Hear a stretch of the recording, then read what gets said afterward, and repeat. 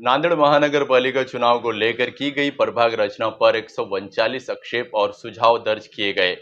राजनेता, इच्छुक उम्मीदवार और समाज सेवकों ने इस रचना पर बुनियादी ढांचे से छेड़छाड़ करने का आरोप लगाया।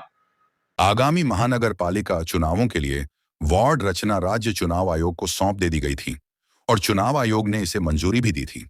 लेकिन 15 सितंबर तक आपत्तियां और सुझाव दर्ज कराने के निर्देश दिए गए थे। सोमवार 15 सितंबर को अंतिम दिन दोपहर 3 बजे तक 139 लोगों ने आपत्तियां और सुझाव दर्ज कराए। ज्यादातर आक्षेप लेने वाले इच्छुक उम्मीदवार और समाज सेवकों ने प्रभागों के मूल ढांचे से छेड़छाड़ किए जाने का जिक्र किया और इसमें बदलाव करने की मांग की। हाँ, देखिए, महाराष्ट्र में सुप्रीम कोर्ट के आदेश के बाद पिछले दिनों महाराष्ट्र राज्य नगर विकास विभाग ने अपने पास इख्तियार रखते हुए इलेक्शन कमीशन के जो स्थानीय इलेक्शन के इख्तियारात थे वो ग्रामीण के लिए ग्राम विकास खाते को और शहर पिछले दिनों 3 सितंबर को महाराष्ट्र में 2 वर्ग के महानगर पालिका के प्रभाग रचना की व्याप्ति उसके नक्शे जाहिर किए गए। तो हमने जो बात गौर की है कि 3 तारीख को जो नक्शे और व्याप्ति जाहिर है उसमें खुद शासन के 10 जून के आदेश का उल्लंघन हुआ है, क्योंकि उस आदेश में यह स्पष्ट उल्लेख था कि जनगणना के ब्लॉक यानी सेंसेक्स ब्लॉक जो है ईबी उसे तोड़ना नहीं चाहिए। वो काम नांदेड़ में तोड़ा गया। दूसरी बात, किसी एक प्रभाग, एक वार्ड, एक बस्ती को 2 प्रभाग में नहीं लेना चाहिए, किसी एक ही प्रभाग में उसको समाविष्ट करना चाहिए। मगर नांदेड़ में ऐसा हुआ है, जैसा नयाबादी एक मिसाल दे रहा हूँ, लेबर कॉलोनी, इन्हें 2-2 प्रभागों में अलग अलग डिवाइड किया गया है। शक्य तो उसमें लिखा गया था कि शक्य तो एक प्रभाग में एक ही बस्ती समाविष्ट करो, दूसरी बस्ती लेना है तो वो दूसरे प्रभाग में आएगी। उसी तरह अनुसूचित जाति, अनुसूचित जमाती के जो मतदारों की बस्ती है उसे भी किसी भी हाल में तोड़ना नहीं। ये स्पष्ट उल्लेख रहने के बावजूद नांदेड़ में ये किया गया कि अनुसूचित जाति के बस्तियों को विभाजन इस तरह किया गया कि अनुसूचित जाति के सदस्य संख्या कम हो जाए, उसी तरह अल्पसंख्यक समुदाय, पिछड़ा वर्ग, इनकी संख्या कम हो जाए। इस तरह एक साजिश के तहत ये वार्ड रचना की गई है। इस सिलसिले में हमारे नांदेड़ कांग्रेस कमेटी के शहर अध्यक्ष माजी महापौर अब्दुल सत्तार साहब ने, मैंने भी और हमारे ज़कात फाउंडेशन के जिम्मेदारों ने, कुछ एडवोकेट्स ने ऑब्जेक्शन लिए हैं। अब देखते हैं सुनवाई में क्या होता है। हम कायदेशीर बात आगे भी इसकी लड़ाई लड़ेंगे। मैं दिल्ली से हूँ, Zakat foundation of India, assistant director हूँ डिलिमिटेशन का। डॉक्टर सैयद ज़फ़र महमूद साहब हमारे चेयरमैन हैं। उनके नेतृत्व में हम पूरे हिंदुस्तान में प्रभाग रचनाओं पे काम करते हैं। हाई कोर्ट भी जाते हैं, सुप्रीम कोर्ट भी जाते हैं। पिछली बार हमने औरंगाबाद म्यूनसिपल कॉरपोरेशन का केस दायर किया, उसमें 4 साल से स्टे था, अभी स्टे खुला है।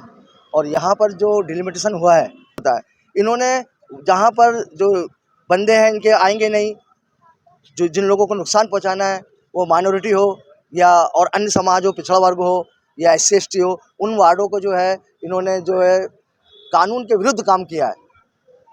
7 नंबर प्रभाग के अंदर 87 एक ईबी है, उसको तोड़ के उसको 2 जगह बांट दिया है, जबकि ईबी को तोड़ा नहीं जाता। और ये गूगल मैप का इस्तेमाल करते हैं, जबकि सेंसस ट्रैक मैप का इस्तेमाल होना चाहिए। आपको पता होना चाहिए कि ये आबादी के अंदर कौन सी कॉलोनी में कौन सी समुदाय है, वो उसके हिसाब से परगना गटों को आगे पीछे करके सामान्य वार्डों को आरक्षित में डाल देते हैं और आरक्षित वार्डों को सामान्य में डाल देते हैं। लेकिन फिलहाल अभी आरक्षण का मामला नहीं है, लेकिन ये पहले से ही इस तरीके से उसका विभाजन करते हैं कि सामान्य वार्ड आरक्षित हो जाए और आरक्षित वार्ड सामान्य हो जाए। ये लोकतंत्र की हत्या है। पहले ही इन्होंने एक हत्या ये करके रखी है कि भारत में महाराष्ट्र और गुजरात 2 राज्य ऐसे हैं जहाँ पे प्रभाग रचना से मल्टीपल सिस्टम से चुनाव होता है, कहीं पर हिंदुस्तान में नहीं होता है। 4 का प्रभाग बना दिया। अब एक गरीब आदमी कैसे चलाना लड़ेगा? एक मिनी विधानसभा हो गई 4 के प्रभाग में, एक तो इससे वंचित हो गया। और आर्टिकल 243 का उल्लंघन है सीधा 1992-93 में जो 73वां संविधान में संशोधन हुआ था, उसका मुख्य उद्देश्य था कि छोटे छोटे समुदाय को रिजू राज मिले। इन्होंने खत्म कर दिया वो रिजू राज। अगर मान लो कोई एक वार्ड में आपके यहाँ पिछली बार सिख था, उसके वार्ड को 2 जगह बांट दिया, हमने ऑब्जेक्शन लिए, अब कि फिर उन्होंने यही करा। अब उनका 1-2 प्रतिनिधि जाते थे, वो जाएंगे नहीं यहाँ से। किसी कोली समाज का आदमी हो या कोई माली समाज का आदमी हो या कोई सिख ईसाई हो, वो वंचित हो जाएगा। एक आदमी को 4 वोट डालने का कहाँ अधिकार है संविधान में? विधानसभा में भी करो, फिर यही लोकसभा में भी करो। तो ये राज्य सरकार की मनमानी है। अब की जो चुनाव परिसीमन हो रहा है, ये राज्य सरकार करा रही है। उसने इलेक्शन कमीशन को अधिकृत किया है, वो लोग इसमें इन्वॉल्व है, सीधे इलेक्शन कमीशन इन्वॉल्व नहीं है। और राज्य निर्वाचन आयोग के जो मार्गदर्शन कर मांगे, सीधे सीधे उसका उल्लंघन कर रहे हैं। हाईवे क्रॉस नहीं करना है, SC के क्लस्टर को तोड़ना नहीं है, वो भी तोड़ा गया। हाईवे क्रॉस करना है, वो भी नहीं, वो भी करा गया। हर वो काम किया गया जो इन्होंने खुद अपने मार्गदर्शन खुद बनाए हैं, उसी का उल्लंघन कर रहे हैं। लगता है इसको सियासी तौर पर चैलेंज कर सकते हैं इसे कानूनी तौर पर चैलेंज कर सकते हैं? मसला ये आता है यहाँ पर कि ये इतना लेट काम करते हैं। अभी इन्होंने क्या कहते हैं 15 तारीख के दिन आक्षेप की तारीख खत्म हो गई, अभी परभनी की भी खत्म हो गई, 19 तारीख को उन्होंने सुनवाई दे दी। 19 तारीख को सुनवाई हो जाएगी, उसके बाद तुरंत आरक्षण का काम करेंगे। आरक्षण का काम करते ही साथ राज्य निर्वाचन आयोग चुनाव की तारीख डिक्लेयर कर देगा। फिर आर्टिकल 200 329 में यह कहा गया है कि जब निर्वाचन की प्रक्रिया चलेगी, न्यायालय को आधिकारिकता ही नहीं है, कौन जाएगा, कैसे जाएगा, कितना टाइम है? तो ये प्री प्लान था इसका मतलब? पूरा प्री प्लानिंग के हिसाब से ये चुनाव हो रहा है।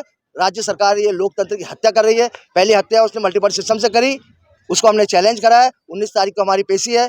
पिछली पेशी में जज साहब ने ये कहा है सरकारी वकील से, क्या जो ऑर्डिनेंस बना था वो नियम में तब्दील हुआ है कि नहीं। अब उनका पीपी बताएगा 19 तारीख को कि कानून में तब्दील हुआ है कि नहीं।